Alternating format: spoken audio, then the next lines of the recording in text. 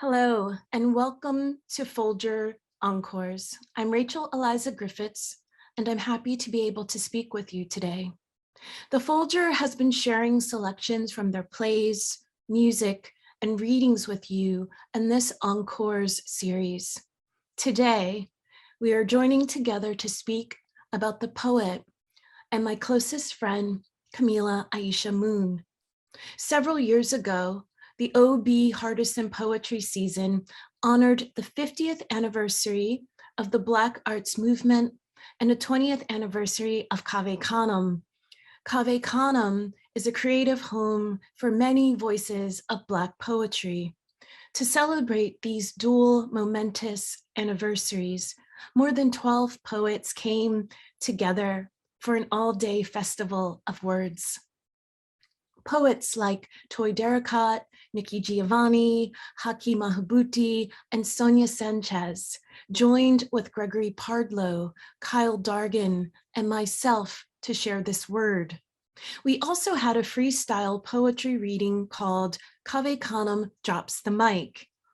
It was an afternoon-long open mic reading that included Joel Diaz-Porter, Jacqueline Johnson, Sharon Dennis Wyeth, and my dear sister, Camila Aisha Moon.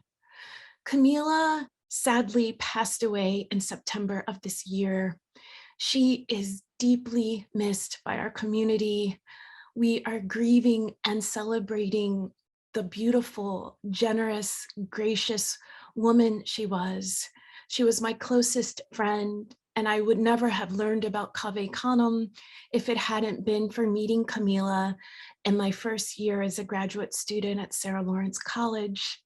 Over many years, we formed a sisterhood that traveled in this beautiful, powerful way of becoming Black poets together, sharing laughter, sharing questions about our poetics and our crafts and our vision, and how significant and powerful and important it was to us as Black women to celebrate ourselves in community with our brothers and sisters at the Folger, at Cave Canem, at anywhere we could, living rooms, open mics, we would go everywhere.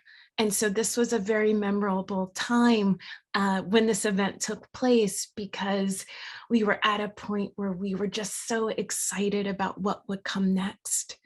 And so as this new time happens, I hope that people will return to her work and celebrate her and continue to carry her name and the excellence of her poetry with them and share it and teach it to others.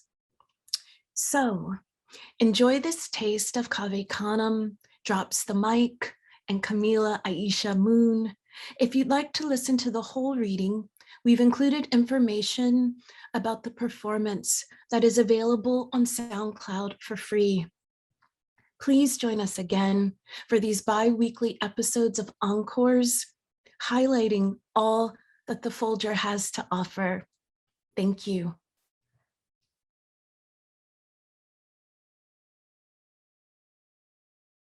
Camila Aisha Moon is the author of She Has a Name.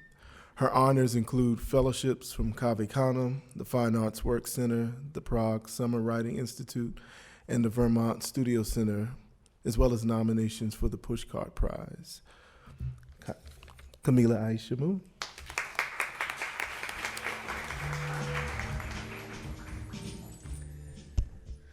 Greetings and peace. We will insist on peace no matter what. I am also extremely honored to be part of such a formidable and loving family of poets and seers, bearing witness to it all. So thank you for bringing us together, Terry. Perfect Form, North Charleston, South Carolina, April 4th, 2015. Walter Scott must have been a track athlete before serving his country, having children. His knees were high, elbows bent at 90 degrees as his arms pumped close to his sides, back straight and head up as each foot landed in front of each other, a majesty in his strides. So much depends on instinct, ingrained legacies, and American pastimes. Relays where everyone on the team wins remain a dream. Olympic arrogance, Black men chased for sport, heat after heat of long-standing savage races that always finish the same way. My guess is Mr. Scott ran distances and sprinted, whatever his life events required. Years of training and technique are not forgotten, even at 50, even after being tased out of his right mind. Even in peril, the body remembers what it has been taught, keeping perfect form during his final dash. Shared plight. Bound to whims, bred solely for circuses of desire, to hell with savannas, towns like Rosewood. Domestics or domesticated, one name or surnamed, creatures the dominant ones can't live without, would truly flourish without such devious love, golden corrals. Harnessed, muzzled, stocks and bonds, chains and whips held by hand. Oda Benga in a Bronx cage, Sarti Bartman on display. Funds sent back to her village didn't make it okay. Harambe, Tamir, Cecil, Freddie, names of the hunted, captives bleed together. The captors beast to all but themselves in their own. Two endangered beings in a moat stare into each other's eyes. Mercy on those who lose unbridled lives long before they die in this world of zoos and conquerors who treat earthlings like aliens.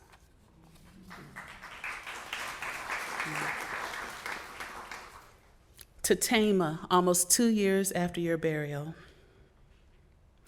I don't know their names and they don't know yours, though your flesh now of their flesh as a donor. I try not to get angry at strangers pressing too close, choosing kindness just in case there's a part of you brushing by. Have you seen me waiting long fraught minutes in this crowded, anonymous city for the means to get where I'm going? Your gorgeous castaway eyes gifting another to see again. I must have dined near what remains of you, faithful organ thriving in a body spending your hours, strolling past milestones you won't reach. Your children play around us, your laugh inside tiny throats, holding their bodies the way you held yours against fading light, letting music enter and move them alive, alive. Your name, sweet pepper burning your parents' tongues, the spice of you fresh as the day they brought you home. In lieu of flowers, this, oh cousin, you know the deepest sacrifice. Being a miracle is far from the glory of receiving one. No longer blessed, you live on as blessing.